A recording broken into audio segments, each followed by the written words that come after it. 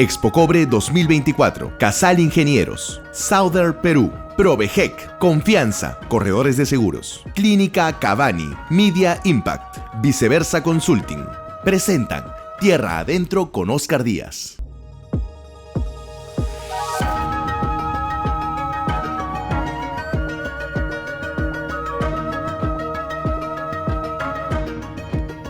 Señoras y señores, muy buenas noches y bienvenidos a una nueva edición de su programa dominical Tierra Adentro. Como todos los domingos, en doble horario estelar, las 7 y las 9 de la noche. Este es el primer programa económico empresarial de la televisión peruana que se emite siempre, todos los domingos, en el primer canal de noticias de la televisión nacional, que es ATV+. Oscar Díaz los saluda y les agradece, por supuesto, como siempre, el acompañarnos y les recomienda estar así toda la hora. Tenemos invitados de primer nivel, con notas de interés, con datos que ustedes tienen que escuchar y conocer, como siempre hacemos en el programa. Bien, les recuerdo siempre que el programa, si bien les agradecemos mucho el acompañarnos todos los domingos en el doble horario de 7 y 9 de la noche, el programa ustedes lo pueden ver en cualquier momento del día, cualquier momento de la noche, donde se encuentren, en el África, en Europa, en Asia, no importa. Simplemente ingresan al canal de YouTube Tierra Adentro Perú, y allí podrán encontrar los 107 programas. Este es el programa 108 que ha salido al aire, por supuesto, en alta resolución en HD. El programa está completo, pero también está por partes. Si es que ustedes quieren básicamente una entrevista como la hora que tendremos en unos minutos con Alejandro Indracochea, que es un talento, un hombre que sabe mucho de economía, pues bueno, van de frente a ese segmento. Pero en realidad es muy fácil acceder a nuestro canal de YouTube, así que se los recomendamos. Solamente deben suscribirse, es gratuito, y marcar la campanilla para que cada vez que nosotros subamos algún video de interés, llegue inmediatamente a sus aparatos celulares, sus laptops o lo que ustedes tengan a la mano. Dicho esto, señor director, ¿tenemos a nuestro amigo en Estados Unidos conectado? Belle, ok, muy bien. Entonces, vamos a irnos de inmediato. La coyuntura con Venezuela está caliente, caliente, caliente, y de eso vamos a hablar de inmediato, yéndonos desde Wall Street, a nuestro segmento, a los Estados Unidos con José González. Este segmento llega hoy gracias a Expo Cobre 2024, la segunda conferencia del cobre y Feria Minera Mundial que se viene ahorita, en octubre. La única feria del cobre en el Perú, Expo Cobre 2024, el gran encuentro que reúne a toda la cadena de valor de la minería, del 28 al 31 de octubre en el Centro de Exposiciones Jockey. Organiza Intermed Perú, líderes en minería y networking. Reserve ahora su stand con la mejor opción costo-beneficio. Informes al 987-975-959.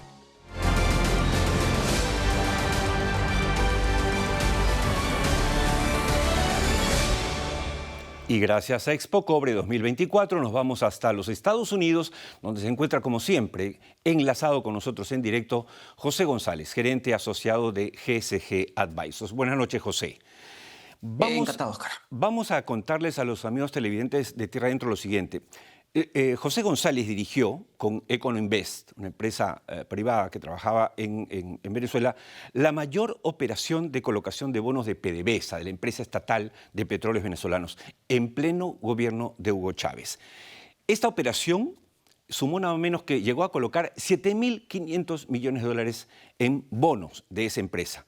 Por lo tanto, José González, nuestro permanente invitado y colaborador desde los Estados Unidos, conoce como pocos la realidad económica y política de Venezuela.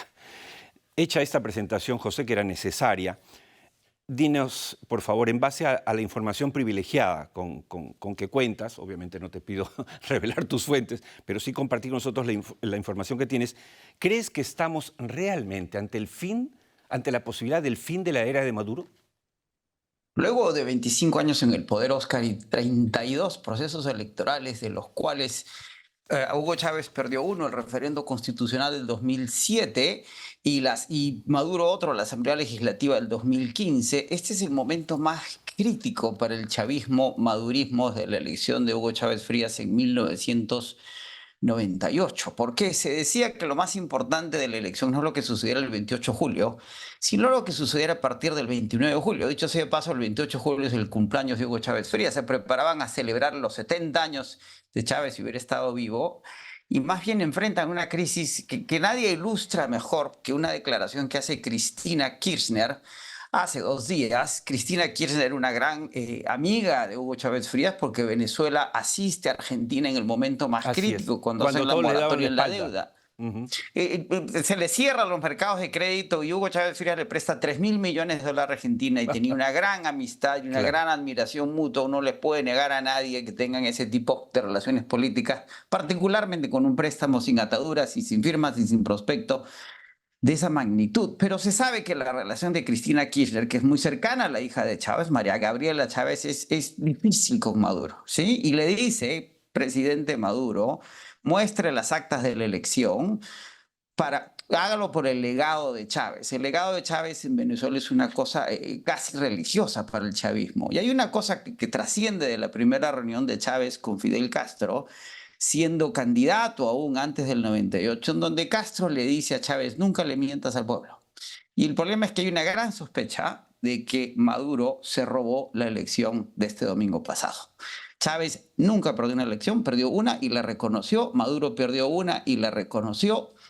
Haberse robado la elección puede ser el punto de quiebre del chavismo-madurismo en la medida que cuando la gente termine de constatarlo y de convencerse, en la medida que el CNE siga postergando mostrar las actas que ya la oposición ha mostrado al 81%, 24.000 y pico de actas electorales, podría generar una crisis mayor que la que ya está viviendo la presidencia del gobierno Maduro. No se puede asegurar nada, pero el momento es particularmente difícil Ahora, para Nicolás Maduro Moro. Claro, y dicho esto, José, ¿qué diferencia a Corina Machado? Vamos, no hablamos del ganador, del postulante, porque sabemos que él tuvo que postular porque a ella no se le prohibió, ¿de acuerdo? Pero ella es la figura de la oposición indudable en Venezuela. Pero ¿qué es la diferencia, por ejemplo, de un Guaidó o de un Leopoldo López? ¿Y qué hace que este momento sea tan particular y que haya tanta expectativa de que efectivamente, como tú corroboras en tu primera intervención, podríamos estar ante la caída del régimen de Maduro? Organización y más organización. María Corina hablaba... ¿Tú conoces a María Corina? Sí, personalmente no somos amigos cercanos, pero nos conocemos bastante bien desde hace más de 15 años.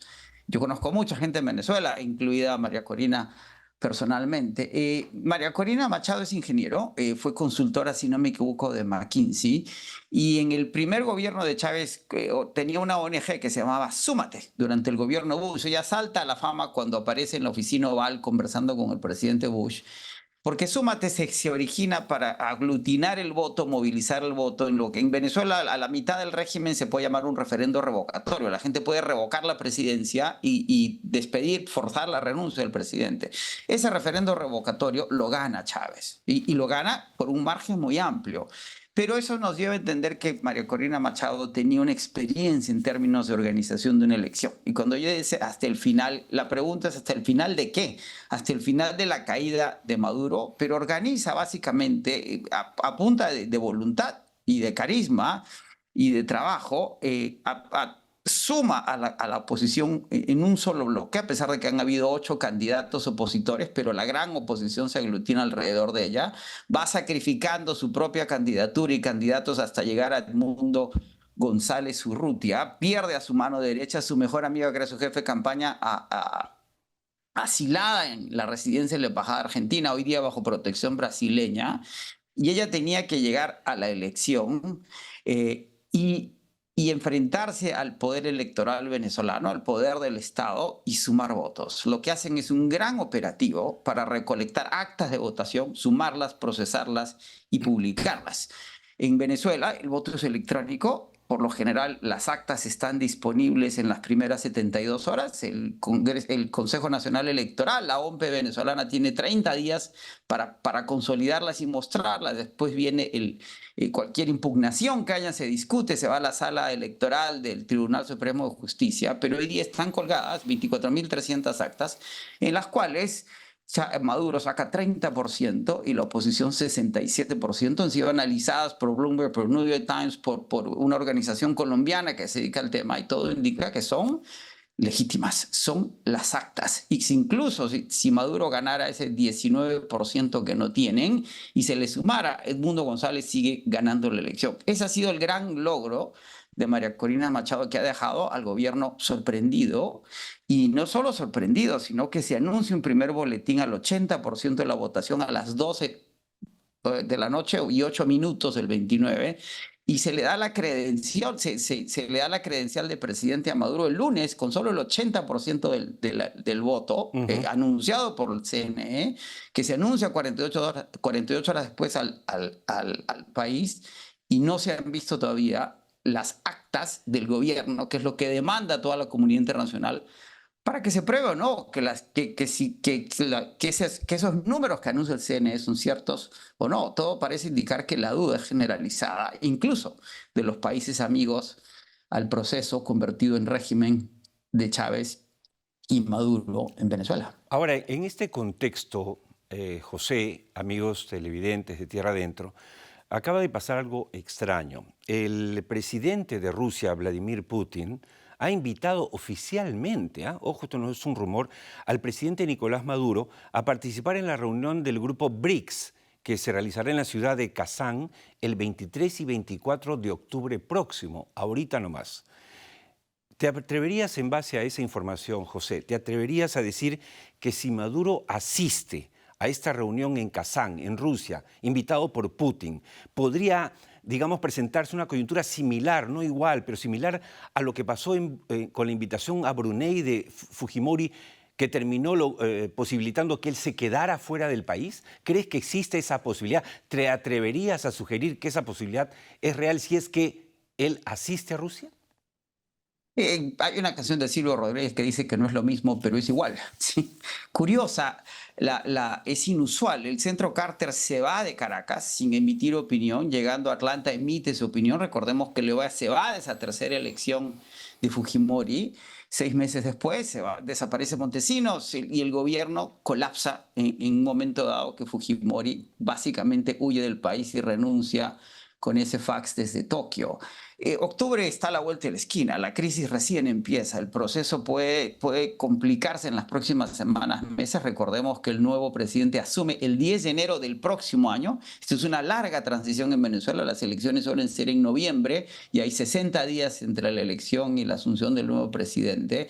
Difícilmente uno puede creer que Maduro vaya en plena crisis a Rusia, dejando el país vacío, la sede vacante, se dice en el Vaticano, sin que eso signifique algo. Y si uno pensase que, como se ha revelado, el país publica una crónica muy extensa del rol de los facilitadores, no es que Brasil, México y Colombia apoyan a Maduro, lo que no pueden es criticarlo abiertamente para facilitar el diálogo y la negociación en la salida, que pasa por la renuncia de Maduro, el reconocimiento de que ha habido un fraude. Si las actas del gobierno y del CNE no lo demuestran, Rusia sería un destino safe, se dice en inglés, en que Maduro podría estar protegido. Cualquier otro destino, si lo que se busca es la integridad física en función de una salida, digamos, los paralelos son curiosos y estamos especulando, pero tendría cierto sentido si el final llega a ese punto. Definitivamente, en todo caso,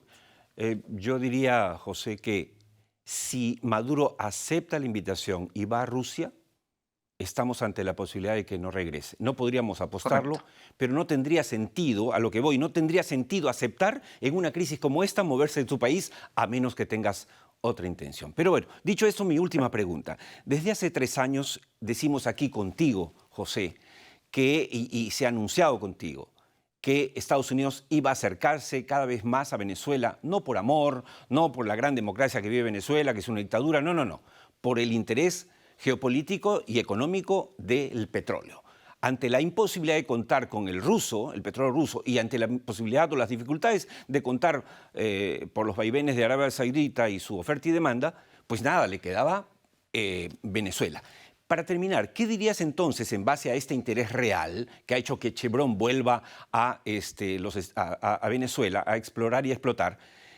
¿Qué avisoras tú como actitud de los Estados Unidos frente a la relación con Venezuela en lo que viene en adelante? El trasfondo de la normalización entre la relación entre Venezuela y los Estados Unidos, que se agrava con las sanciones que se aplican durante la administración del presidente Trump. Recordemos que Estados Unidos tiene relaciones diplomáticas, embajadas en Nicaragua, hablando de gobiernos autoritarios de izquierda, y en El Salvador, con Bukele hablando de autoritarismo de derecha. Hay una ruptura que se tiene que normalizar, por lo que acabas de señalar. Antes de consumir menos petróleo, vamos a consumir más petróleo. Según Goldman Sachs, en las próximas, de aquí al 2050, que es donde va a empezar a caer la demanda de petróleo, podemos llegar a consumir entre 120 y 130 millones de barriles diarios y consumimos más o menos 102. Va a haber un déficit estructural de petróleo y el único que lo puede suplir petróleo convencional es Venezuela. Venezuela está produciendo 900.000 barriles, puede producir hasta 6 millones en 10 años. Es una década y Chevron está en Venezuela, nunca se fue de Venezuela, explota petróleo desde hace un siglo en Venezuela y esa siempre ha sido la carta y tiene una licencia para hacerlo y por eso los Estados Unidos tienen que ser muy delicados y Venezuela también. Maduro necesita de Chevron y los Estados Unidos para que ese petróleo se produzca. De ahí que la reacción norteamericana ha sido muy cautelosa. El secretario Blinken publicó un comunicado hace 2 días en que reconoce que Edmundo González Urrutia sacó la mayoría de votos. Es preciso subrayar el lenguaje, no habla de presidente electo, no habla de presidente. La experiencia de Guaidó dejó a los Estados Unidos en un mal lugar y no quieren volver a caer en ese lugar. Claro.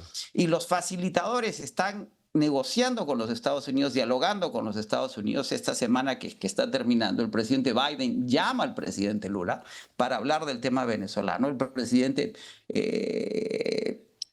Maduro llama a Petro, el presidente Boric llama a Petro, y los noruegos están en Caracas en este momento. La negociación es muy intensa y los Estados Unidos tienen que manejarse con mucho cuidado. Ahora, todo el mundo pide, enseñen las actas, enseñen las actas, enseñen las actas. Los Estados Unidos no van a tomar ninguna medida radical a menos que se demuestre el fraude. Y si se demostrase y la crisis se agravase, bien podría Chevron detener sus operaciones por 6 meses, 12, 18, 24, son 10 años, ¿sí? Lo que pondría a Maduro en una situación extremadamente difícil. El problema no es la presión internacional, es que sin dinero, ¿cómo suple las necesidades de un país en el que el empobrecimiento es masivo? De acuerdo, José. Queda claro. Más que convicciones democráticas o no, lo que podría terminar por darle el empujón final al frágil gobierno de Maduro hoy es la falta de dinero. La billetera, en este caso, manda. Muchas gracias, José. Hasta el próximo domingo. Encantado siempre. Esta entrevista con José González, que es una de las personas que más sabe de Venezuela, por eso hice la introducción. Ojo, él conoce a mucha gente que gobierna hoy y que ha manejado y que maneja la economía, por eso es que hemos hablado buen rato con él. Esta entrevista llegó a ustedes gracias a Expo Cobre 2024, evento importante de la minería organizado por Internet que se viene ahorita, que se realiza del 28 al 31 de octubre en el Centro de Exposiciones Jockey. La única feria del cobre en el Perú, Expo Cobre 2024, el gran encuentro que reúne a toda la cadena de valor de la minería, del 28 al 31 de octubre en el Centro de Exposiciones Jockey. Organiza Intermed Perú, líderes en minería y networking. Reserve ahora su stand con la mejor opción costo-beneficio. Informes al 987-975-959. Bien, nos vamos de inmediato al primer corte del programa para volver luego con la entrevista al economista Alejandro Indagochea. ¿Qué pasó? ¿Qué olvidó? ¿Qué dejó de decir o qué exageró la presidenta Dina Boluarte? ¿Es bueno para el país tener tantos feriados? ¿Cuánto nos cuesta eso? Somos el país posiblemente con más feriados y festivos y con más descanso del Perú. ¿Nos lo merecemos? ¿Nos conviene? ¿Vale la pena? ¿O estamos realmente retrocediendo como el cangrejo? De todo eso vamos a hablar con Alejandro. Ahora los dejo con nuestro segmento de Plaza Comercial Datos Duros, que llega gracias, como siempre, a Souther Perú, con un dato de interés, con un dato que enriquece nuestro conocimiento de economía, y volvemos luego de la pausa con la segunda parte del programa.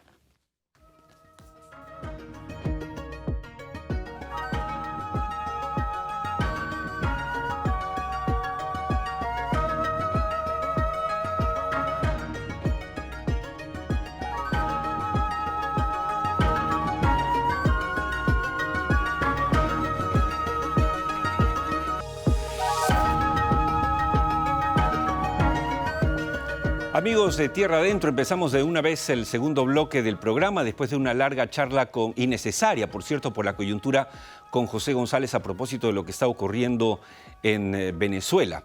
Y antes de nuestra siguiente entrevista, solo quería comentarles que la próxima semana, el próximo fin de semana, sábado y domingo, vamos a estar en lo personal entrevistado por José Antonio Montenegro en su programa Globo Economía desde Wall Street para la cadena CNN. Ahí estamos viendo unas imágenes de la anterior entrevista que tuve con él, que fue justo antes de la pandemia. Es increíble. Poco tiempo después de esa entrevista cerraron los estudios durante años por la pandemia COVID-19 y esta semana tendré el gusto, el honor de volver a conversar con José Antonio Montenegro, el hombre que más sabe en Wall Street y es el programa indudablemente más visto de CNN en español, así que vamos a conversar y quienes quieran ver la entrevista podrán hacerlo el próximo sábado o domingo, porque tiene horarios en sábado y domingo, en CNN en español. Dicho esto, vamos a la entrevista central con Alejandro Indacochea que usted esperaba. Esta entrevista llega gracias a Casal Ingenieros. En Casal Ingenieros somos especialistas en tanques de combustible y sistemas piping de diésel, gas natural y GLP. Casal Ingenieros es líder en proyectos electromecánicos, soluciones acústicas y control de ruido para plantas de emergencia con grupos electrógenos. Hace más de 3 décadas somos Casal Ingenieros. Cuenta con nosotros.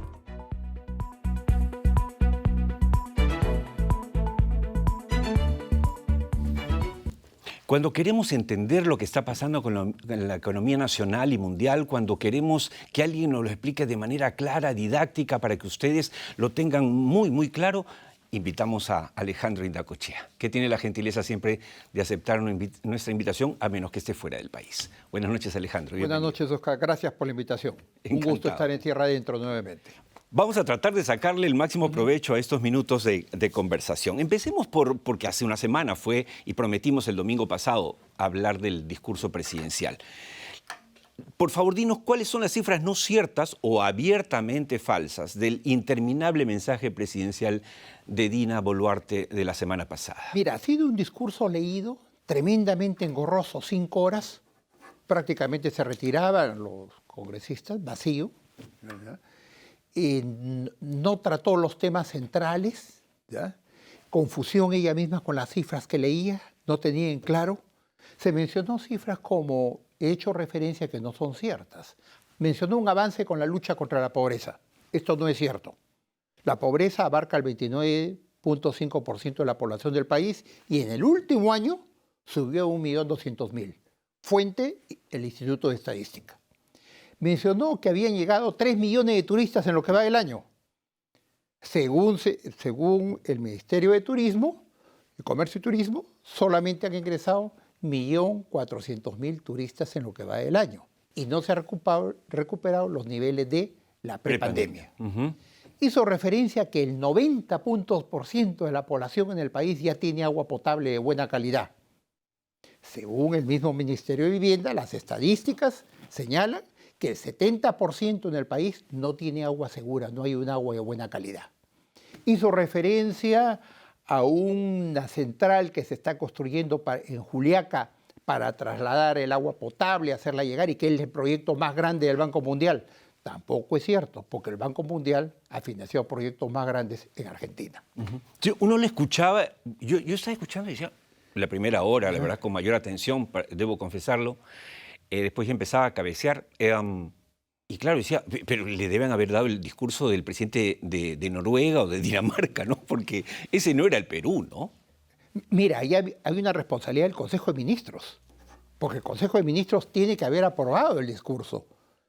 Y no hay asesores que le hayan direccionado, un discurso de 5 horas no da, usted no puede leerlo, tienen que ensayarlo antes, claro. Lo cual hace cualquier expositor. Sí, sí. Y más aún, siendo quien dirige un mensaje a la nación, ¿no? Sí, porque es imposible creer que ese discurso de 5 horas se lo haya escuchado un Consejo de Ministros. Pues. Imposible, eso es mentira. Pero bueno, ya nos acabas de decir, Alejandro, las cosas que no son ciertas. Pero, ¿qué cosas dejó de decir? ¿Qué cosas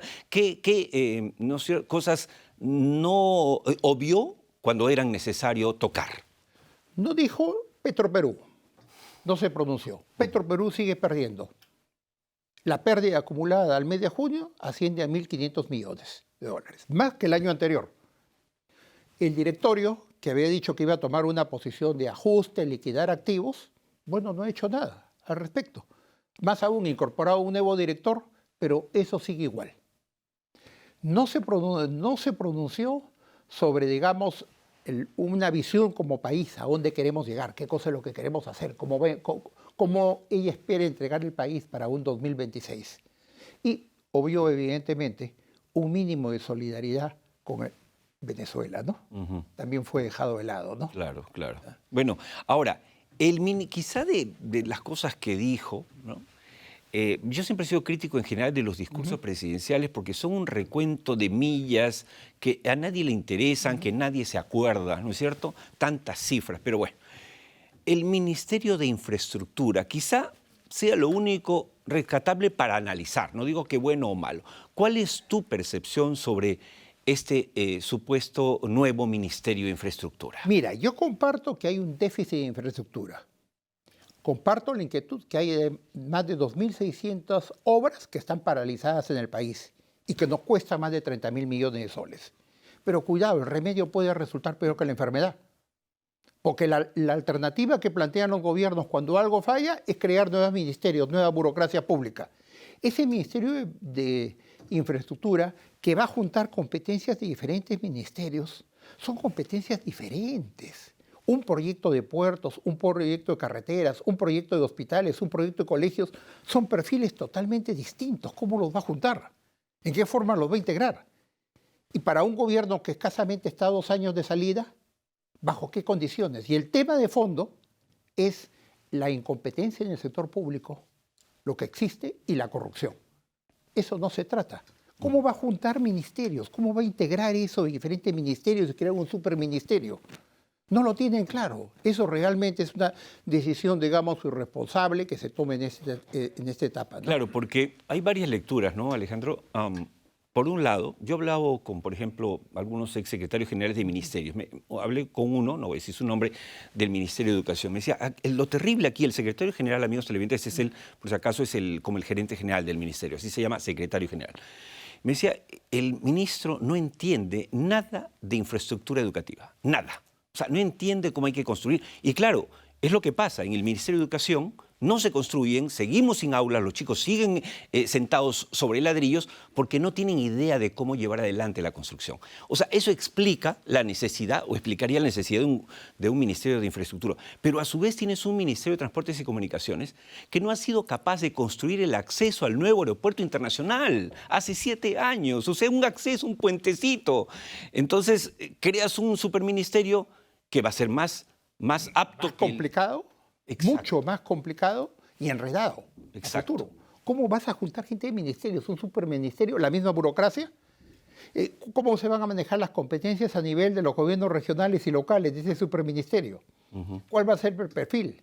Se contradicen porque hace un año crearon el Organismo Nacional de Infraestructura. Así es, así es. Y ahora un año después lo desarman. Un saludo a la bandera, ¿no? Ya, pero parece que este ministerio sería otro. Otra cosa igual, ¿no? Y puede ser peor.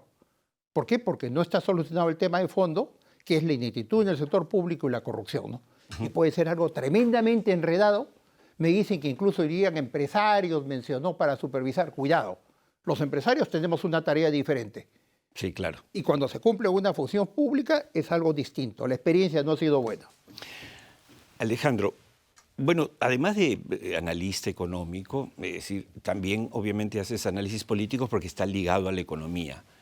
¿No sientes que el gobierno de Dina Boluarte se ha convertido sin querer en el gobierno más derechista de las últimas décadas? Contrario a todo lo que pensaron cuando ganó Castillo y ella. Y ojo, ella sí quería cambiar la Constitución, no Castillo, ella. Pero ahora Hillary Clinton es de izquierda a su lado. Mira, que ha habido una transformación. Kafka se quedaría sorprendido de ver esa transformación de la señora Dina Boluarte, ¿no? Sí. Pero lo que yo veo es que, digamos, no hay una dirección, ella no gobierna. No lo digo yo, lo dice el Economist. El Economist dice que se mantiene la presidencia de la señora Dina Boluarte, sí, claro, porque ella no gobierna. Es un Congreso que le impone todo. ¿Y eso es bueno o malo para ti? Pésimo, pésimo. Se ha roto el equilibrio en los países. Si no tiene el Congreso capacidad, si quiere gobernar, podría hacerlo peor. Pero más honesto sería irse. pero no hacerlo en esta forma, ¿no? Claro, claro. Mantener un silencio cuando se giran 50 millones para gastos en el Congreso, se incorporan 15.000 profesores, se rompen las instituciones en el país, se da una ley que es patente de corso para proteger delincuentes dentro del mismo Congreso y ella mantiene en silencio. Sí, claro. Pero por otro lado le permiten los 60 millones para el Estadio de los Guayquis Sí, claro. y no hay ningún control, ninguna supervisión, como sucede hoy en día, ¿no? Mira lo que pasó con el ministro de Educación y ya no sucede nada en el Congreso. Hay una complicidad encubierta en los dos. Y eso hay que tenerlo presente, porque van a traer... Mi impresión es que esto puede durar hasta un año antes de elecciones, ¿eh? Porque ya haciendo un cálculo político la pueden ejecutar sus aliados, sus huayquis. Claro, claro. Todo eso es posible, ¿no? Sus huayquis pueden terminarla ejecutando, ¿no? En esa alianza. Y hay que poner en evidencia, el Congreso es gobernado hoy día por dos clanes familiares. No partidos, porque partido es institución. Dos agentes de familia. Los Fujimori y los Acuña. El señor Richard Acuña y la señora Keiko, que obedecen, digamos, a los patriarcas de la familia. El resto, los secretarios, los directores del partido, son operadores. Y ellos son los responsables de lo que está sucediendo en el país. Cuidado que en elecciones quieran lavarse la cara, como se dice, un año antes, y nos quieran mostrar un rostro diferente, ¿no? Hablando de algo positivo respecto al mensaje del 28 de julio, el anuncio de Tía María va, vendría a ser algo que saludar, porque todos sabemos que más allá de del escepticismo de algún sector minoritario en Tambo, la mayoría los últimos 12 años de esta zona del Perú y de Arequipa específicamente ha entendido que no hay otra, que los que le prometieron un futuro maravilloso agrícola les mintieron, los estafaron, no hay nada que no sea una posibilidad potencial como lo es Tía María. Pero ¿cómo lo lees? Mira, Tía María es simbólico para poder arrancar, digamos, el desarrollo minero del país. Resulta contradictorio cuando señala que el cobre va a duplicarse en los próximos años. $4 la libre cobre, camino a $4.50, $5. Y el Perú tiene un mar de cobre. Somos el país de las oportunidades perdidas. No podemos dejar eso pasar. O sea, tenemos que reintegrarnos y explotar la riqueza minera que tenemos bajo tierra. Cuidado que aparece el grafeno, ¿no? El grafeno puede ser un sustituto del cobre, mejor conductor. Recuerdo una conferencia tuya hace 4 o 5 años hablando del grafeno. Explícale a los televidentes qué es. El grafeno es un material obtenido en laboratorio, sintético, que es 40 veces mejor conductor que el cobre y más resistente que el acero. En China lo están investigando muy seriamente. Sí, claro. Cuidado que puede ser un sustituto del cobre y nos quedamos, como decía Basadre, en las bonanzas efímeras. Exacto. Como fue la época del guano y el salitre, Exacto. que simplemente fue sustituido por los abonos químicos y no sirvió para nada, ¿no?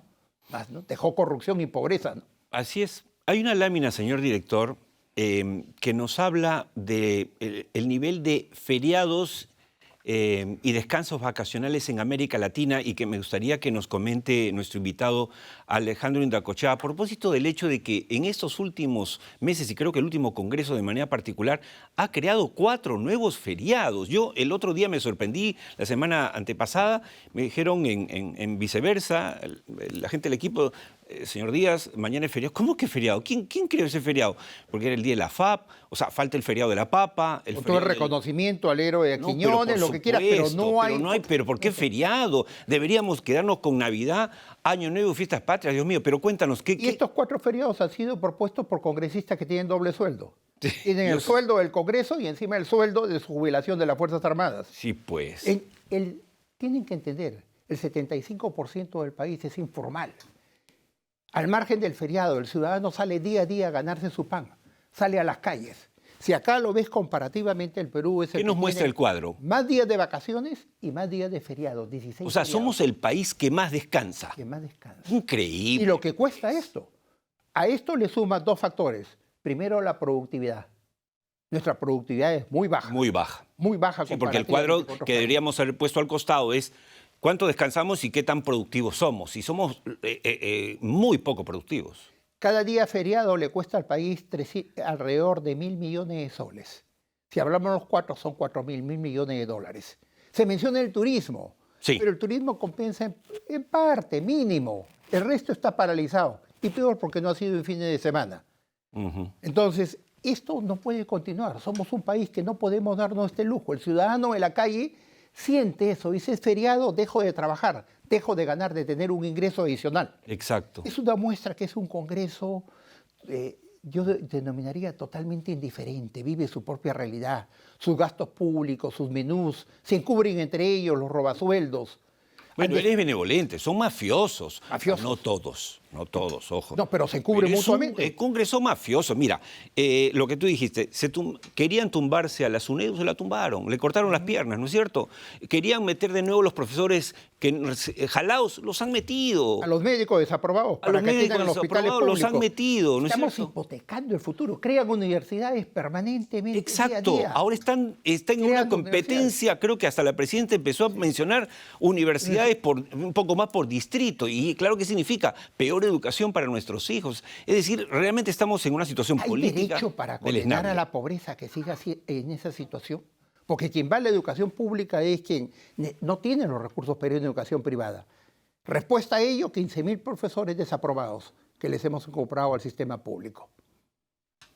Ahora, Alejandro, en 1990, amigos televidentes, pueden googlear, pueden ver las cifras del Banco Central de Reserva, el Perú al final del gobierno de García, primer gobierno, tenía 531 millones de dólares de reservas internacionales netas. Hoy, 34 años después, tenemos 75.300 millones. 75.000 versus 500, ¿ok? 500, 75.000, ¿ven la proporción? Ok. Yo pregunto, yo sé que eres amigo de don Julio Velarde, yo también le tengo mucho aprecio y respeto, sé que ha presentado un libro tuyo, pero ¿no crees que ya llegó el momento de agarrar parte de esos 75.000 millones, dejar de acumularlos mientras vemos que tenemos la peor educación y la peor salud de América Latina? Sí, Oscar, no es un problema de recursos. Dinero hay. Es un problema de mala gestión y corrupción. Entonces, sería dar esos recursos que nos cuesta tanto trabajo al ciudadano de la calle día a día para que lo roben y le hagan un mal uso. Y yo creo que en el caso de Venezuela, que me gustaría comentarte, Sí, claro. primero mi solidaridad con el pueblo supuesto. venezolano en este Igual, momento tan igual, difícil. por Y supuesto. mi reconocimiento a la lideresa, a María Corina, realmente que está saliendo adelante. Muy Pero hay valiente. algunos mensajes para nosotros. El pueblo Venezuela no podía juntar las fuerzas, estaban esparcidas. Hoy día, como vamos a las elecciones, tenemos alrededor de 50 candidatos y más de 18 partidos. De un alcalde, armamos de hace 20 años. Así es. Ya Aquí un tenemos hijo una de foto. A universidad. propósito de eso, mira esta foto. Muéstrenla, por favor, señor director. Pero sigue, por favor. Sigue, claro. Entonces, en esa forma, puede suceder, quien llegue al poder puede llegar con un 6, con un 7%. Claro, estamos preparando un escenario terrible. Puede pasar cualquier cosa, es como tirar los dados el 26. Con un 6, 7%, ¿qué legitimidad va a tener? Exacto, Y eso pasó en Venezuela. exacto. Hoy día tenemos que reflexionar y tenemos que reconstruir el país con lo que ha hecho el Congreso. Es un Congreso que ha desestabilizado. Hay abajo el Tribunal de Justicia. La Junta Nacional de abajo la Junta Justicia Nacional de Justicia. ha manipulado el nombramiento del defensor del pueblo, que para mí es una vergüenza. Que es una vergüenza lo que ha El hecho el Tribunal defensor del pueblo. Constitucional, que ya no es el Ya tribunal no que, digamos, uno respetaba, ¿no? Y el defensor del pueblo, dicho ese paso, que es el defensor del ciudadano, Así es. defensor de Maduro. Así es. Vergüenza ajena nos han dado los 5 congresistas que se fueron a hacer un tour a Venezuela para ser cómplices de ese fraude y regresaron al país dejando incluso las fiestas patrias. Así es. No reconocer en su región, prefirieron ir a hacer un tour afuera. Ah, por supuesto. Para ser cómplices y encubiertos en esa forma. Claro. La verdad, que son demasiado baratos. Sí, No, ahora, es una situación pero muy- volviendo a lo de los candidatos que mencionabas, y lo conversamos el otro día justamente con Rolando Luque, ex adjunto de prevención de conflictos. Es un escenario realmente preocupante porque no es tanto si Antauro postula o no postula. Si tienes en la centro derecha, y si podemos poner la foto, algunos por supuesto son protocandidatos, no todos van a llegar, pero si tenemos un escenario, que este solo es de centro derecha, ¿ah? Precandidatos, protocandidatos, como quieran ustedes, amigos televidentes, ni siquiera de izquierda. Pero si se pelean entre ellos el electorado, ¿cuánto le va a quedar? O sea, cualquier cosa puede pasar y un Antauro puede entrar por detrás, simplemente, o sea, atrás en la fila porque se caen los de adelante. Podemos repetir la historia, ¿no? Exactamente. Y ahora hay que tener en claro que ya no hay derecha-izquierda. Ese es un eslogan. El populismo del Congreso hoy día es de derecha y es de izquierda. Total. Vemos claro. que la derecha mantiene silencio cuando el alcalde nos endeuda para los próximos 5 años, votan para mantener el sonido. Y claro, el Renovación y Fuerza Popular están co-gobernando. El FUG y Cerronismo han estado coludidos. No se vengan a limpiar para las elecciones. Así es. No, ellos han mantenido. Y es la continuidad del gobierno de Perú Libre. Y no te extrañe que el no tener hasta hoy en prisión al señor Cerrón, perseguido, ¿no es cierto?, prófugo de la ley, no solamente sea por protección del gobierno, sino también del Congreso. O sea, yo pregunto, si están conviviendo en la mesa directiva Fuerza Popular, Renovación Popular, APP, con Perú Libre, ¿por qué no compartirían la protección al señor Cerrón? Lo más lógico es que lo hagan. Evidentemente que es así. Contra todos los que estamos, por supuesto, en contra del El gobierno del país es el gobierno del Fujicerronismo con Alianza para el Progreso. Y eso hay que tenerlo en claro para este proceso electoral. Ustedes ya han gobernado el país porque la presidenta no gobierna, el Ejecutivo no gobierna. Es el Ejecutivo que tolera todo. Se otorga, digamos, levantar las AFPs, lo de la CTS, silencio absoluto. Estadio Pablo Guayquis no dicen nada.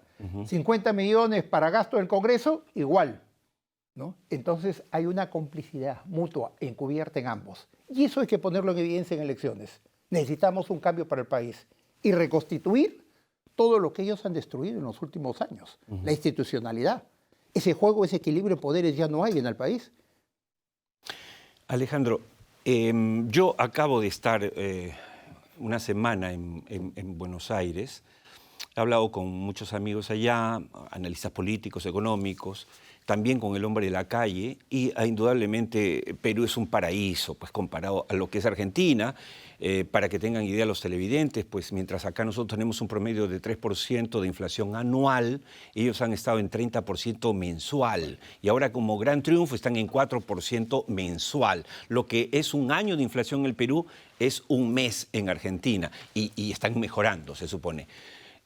¿Por qué crees que la economía peruana es tan resiliente a esta casta política que nosotros tenemos? Milei habla de la casta política argentina, la repúdia, pero acá tenemos una casta peor, posiblemente, que está haciendo lo que tú has descrito. ¿Por qué resiste la economía? Uno de los motivos es el que me comentaste antes. No porque sea amigo de Julio Velarde, es que él se ha mantenido a pie en el Banco Central y en firme.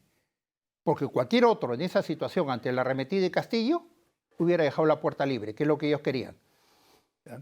Entonces, y las reformas que se hicieron nos permiten continuar. Por otro lado, es un país privilegiado. Tenemos, sin hacer nada, el actual gobierno tenemos el proyecto de Chancay, que nos va a permitir hacer una integración con toda América Latina. El aeropuerto. El nuevo aeropuerto. Además, viene toda la bonanza minera con el cobre. Si el cobre sube 1 centavo, implican 500 millones de dólares más para el Estado peruano. Entonces, si nosotros aprovecháramos las oportunidades que nos da el mundo, que nos da la economía, evidentemente tendríamos otra situación. A pesar de ello, nos mantenemos, a pesar de tener un gobierno como el actual, tanto en Ejecutivo como en el Congreso. Quizá un factor adicional, Alejandro, es...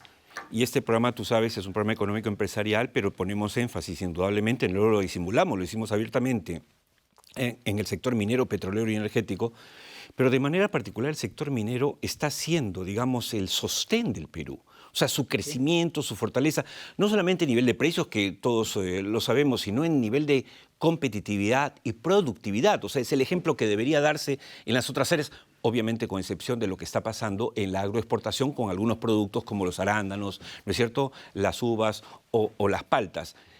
¿Qué sería, una pregunta capciosa, qué sería del Perú sin la minería? Bueno, sería una situación verdaderamente grave, ¿no? El Perú se sostiene hoy en día por minería, 60% de nuestras exportaciones. El Perú ha sido y va a seguir siendo país minero. Tenemos un mar de cobre dentro de nosotros. La agroindustria, 10.000 millones de dólares.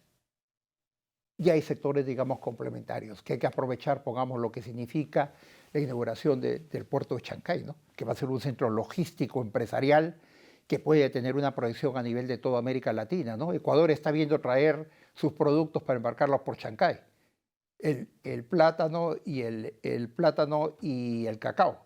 Colombia no tiene TLC con China y quiere una zona franca acá. Para Bolivia asumimos la salida natural. Para Brasil, evidentemente, la salida más corta para el Pacífico. Está súper interesante. Crucero de Azul con Pucallpa, la cordillera del Separador son solo 100 kilómetros. Un ferrocarril que sale por Chancay. Y el norte de Chile está preocupado porque Chile está en el otro extremo. Están evaluando las compañías mineras para traer los productos acá a Chancay y exportarlo en barcos de 50.000 toneladas. Así es. Hay que darnos cuenta de lo que significa 12 a 15 días de ahorro del Asia. Y barcos de 50.000 toneladas que hoy día no llegan a América Latina. Acá vamos a recuperar la importancia que tuvo el Callao antes de la colonia incluso. La importancia que era un eje geoestratégico. Eso hay que aprovecharlo. Y desde acá veo mi invocación. Ese Ministerio de Transportes tiene que facilitar las vías ya. Imaginémonos lo que va a ser a fin de año en la Panamericana Norte, Pasamayo, con vehículos que transporten 1.000 containers por día. Totalmente de acuerdo. Solamente el Ministerio de Transportes y Comunicaciones solamente debería concentrarse, es decir, el 70% de su tiempo en mejorar los accesos a este inmenso megapuerto que es el de Chancay, porque si no va a colapsar y no nos va a servir. Y también el acceso al aeropuerto internacional. Vamos a tener el aeropuerto internacional más moderno de América Latina sin acceso, con un puente Baylis. Es una vergüenza. Muchas gracias, como siempre, Alejandro, por darnos luces. Gracias por la invitación. Por darnos luces sobre lo que está pasando en el Perú y lo que deberíamos hacer. Muchas gracias, sinceramente. Nos vamos de inmediato al último corte del programa y regresamos, pero nos vamos, por supuesto, con nuestro segmento Volver al Futuro, que llega gracias a Clínica Cavani.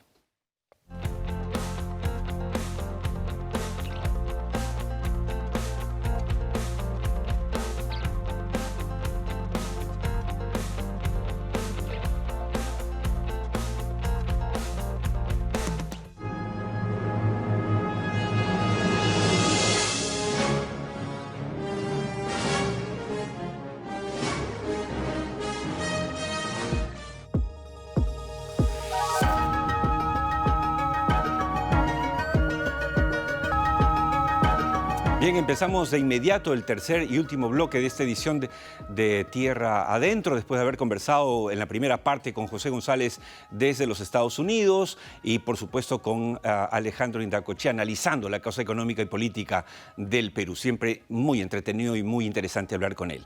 Vamos a empezar de inmediato el tercer bloque, pero no quiero dejar de comentar que hoy nuestro productor de televisión, Óscar Andrés Díaz Infantas, está de cumpleaños, pero igual está ahí dirigiendo la orquesta desde el switcher, así que le agradecemos mucho el estar ahí con nosotros vistiendo el programa como siempre para que todo salga perfecto. Dicho esto, nos vamos de inmediato a presentar la entrevista del cierre que llega gracias a Provejec. Provejec, grupos electrógenos, tableros de transferencia automática y sincronismo. Provejec, soluciones de energía para todo tipo de empresas. Provejec, distribuidores exclusivos de la marca Deep Sea Electronics. Provejec, energía para las empresas del Perú.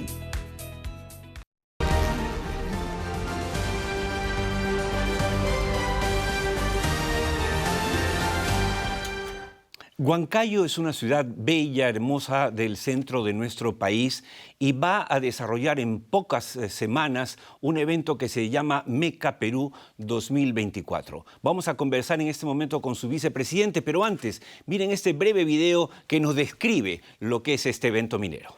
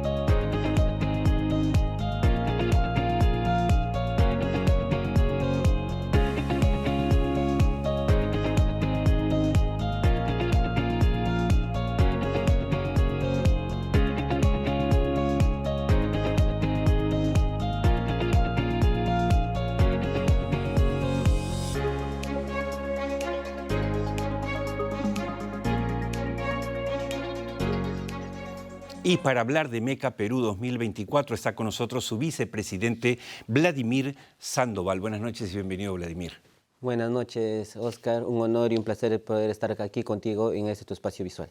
¿Qué es Meca Perú? Cuéntale, por favor, a los televidentes de Tierra Adentro de todo el país y qué objetivos persiguen. El Meca Perú es una convención minera, es una de las grandes convenciones mineras que se está desarrollando en la Sierra Central, en este caso Huancayo. Uno de los objetivos del Meca Perú es poder concentrar a emprendedores, profesionales y empresas del sector minero que puedan mostrar sus tecnologías e innovación, y los cuales están siendo desarrolladas en los centros mineros de la región central del país. ¿Quiénes organizan el evento? Está siendo organizado este Meca Perú por el Colegio de Ingenieros del Perú, Consejo Departamental de Junín, específicamente el capítulo de Ingeniería Mecánica, con Minder y respaldado por el Ministerio de Energía y Minas. Justamente ahí tenemos ya la confirmación de nuestro ministro Rómulo Mucho en la inauguración de este magno evento. Ahora, entiendo que esta es la tercera edición. ¿Cómo les fue en la última, la del año pasado? El año 2023 tuvimos gran asistencia de participantes, tanto de estudiantes, profesionales y, vuelvo a repetir, proveedores, y así también empresas mineras que nos acompañaron, tales como Volcan, Minera Chinalco y entre otras, ¿no? Bueno, ahora supongo que, digamos, siendo la tercera edición, van a tener más empresas, van a tener más participantes, están convocando a más gente de diferentes zonas mineras del Perú. Correcto. En ese sentido, al tener más audiencia, hay más personas y más empresas que están participando de este Meca Perú 2024. Hemos ampliado nuestras instalaciones y actualmente la vamos a realizar en un local llamado Villa Adriana, en Huancayo. Un lugar bastante amplio para que las empresas puedan presentar, puedan promocionar las innovaciones que tienen, las nuevas tecnologías que se están manejando en las diferentes industrias mineras. Bueno, Huancayo, tú has venido directamente de Huancayo para esta conversación, ¿no es cierto? Ojalá yo tenga la oportunidad de volverte a la visita yendo para allá y asistir al evento, por supuesto. Sería bueno que invites, aproveches el espacio del programa, que te están viendo en todo el país y además el sector minero en particular, que invites a todas las empresas y todos los trabajadores, ejecutivos mineros que quieran participar en Meca Perú 2024. Muchas gracias, Oscar. Invitamos a toda la industria minera, a la región centro, al empresariado local, nacional e internacional, que puedan visitar Meca Perú, así también para que ustedes puedan observar toda la innovación que se está llevando a cabo, ¿no? Además que están participando el estudiantado de las diversas universidades de la región del centro, quienes están presentando proyectos de innovación para que pues, pueda relacionarse la industria minera con la educación y también con toda la comunidad local, en este caso de la ciudad de Huancayo. Los invitamos. ¿Qué día se realiza? Sí, lo realizamos el 16, 17 y 18 de octubre. Ya está próximos al evento. 16 a 18 de octubre en la misma ciudad de Huancayo. Pero en el local nos dijiste que... Villa Adriana. Estamos en el local Villa Adriana, los esperamos con los brazos abiertos, Huancayo los espera. Muchas gracias. Perfecto, muchas gracias. Ha sido nuestro invitado de la entrevista del cierre, Vladimir Sandoval, vicepresidente de Meca Perú 2024. Es un esfuerzo que se está realizando en Huancayo, la bella, incontrastable ciudad de Huancayo. Nos da mucho gusto haber podido promover este evento y todos los eventos que podamos lo vamos a hacer con gusto, que tienen que ver con el desarrollo del Perú. Muchas gracias nuevamente, Vladimir. Quédate con nosotros. Nos vamos a despedir hasta el próximo domingo. Recuerden, esta es su casa, ATV+, este es su programa, Tierra Adentro. Oscar Díaz les agradece su compañía y los invita a hacerlo también el próximo domingo en el doble horario de 7 o 9 de la noche, si Dios quiere. Muchas gracias.